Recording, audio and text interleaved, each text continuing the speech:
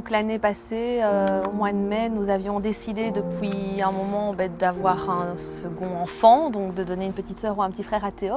Et donc on a décidé d'aller faire un check-up, comme on dit chez ma gynécologue. Et là, je suis ressortie de chez la gynécologue avec des nouvelles pas très bonnes. Elle m'envoyait faire un examen. Donc s'en s'est suivi un tas d'examens pour avoir un diagnostic. Voilà, c'est avec un contrôle, un check-up qu'on a découvert qu'il y avait une anomalie. J'ai ressenti de la panique, j'ai également ressenti, je dirais, la peur. Qu'est-ce qu'il m'arrive? Je veux un enfant.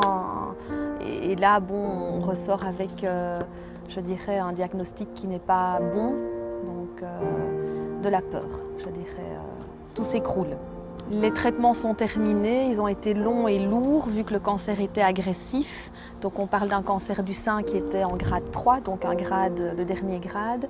Et là, l'après-traitement est assez difficile parce qu'on pense qu'après les traitements on est guéri. Or les effets secondaires sont là, la fatigue est là et l'entourage est moins présent. La première personne à qui bien sûr je l'ai annoncé, c'est mon mari. Mon fils, on lui a annoncé grâce à ce livre « Grand arbre est malade ». Ça a été une manière, sur le conseil d'un pédiatre, de comment annoncer la maladie à notre petit bout qui n'avait que 5 ans. Donc. Le docteur a aussi apporté un médicament spécial. C'est pour chasser les derniers vers du bois.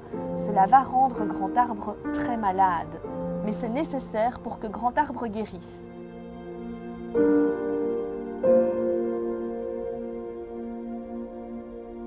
Je veux voir mon fils grandir parce que le mot cancer fait peur, il n'y a rien à faire, on pense à la mort. Donc là, je me suis vraiment battue et quoi qu'il arrive, on se bat, c'est un instinct de survie.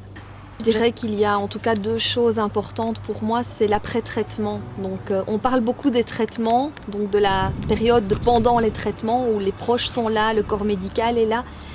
Et je trouve, moi je l'ai vécu et je l'entends autour de moi de personnes qui ont vécu la maladie, l'entourage pense, les gens pensent que quand les traitements sont terminés, qu'on est guéri.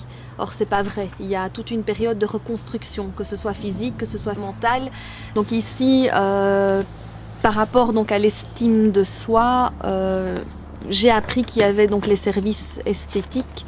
Donc pour le bien-être, donc j'ai effectivement fait appel à ces services où là je me suis sentie vraiment encadrée, chouchoutée et un bien-être au niveau du toucher. J'ai fait effectivement appel à la fondation pour l'aide psychologique aussi. Mon mari a été suivi par une psychologue de la Fondation contre le cancer et donc moi le bénévole qui m'a conduit tous les jours à l'hôpital. Et ici, on a fait également un suivi pour notre petit garçon pendant les traitements, en tout cas. Et puis, il y a l'après-traitement avec Raviva. Je suis très positive et la force, c'est vrai que parfois je dis il ne faut pas quand même oublier qu'à côté de ça, il y a tout le reste. Et je dirais la force, c'est justement... il faut aller la chercher très très loin, cette force. Et puis on a une apparence. L'apparence donne toujours tout va bien, je vais bien, mais le cœur souffre à l'intérieur, le cœur est là. Mais il faut avancer.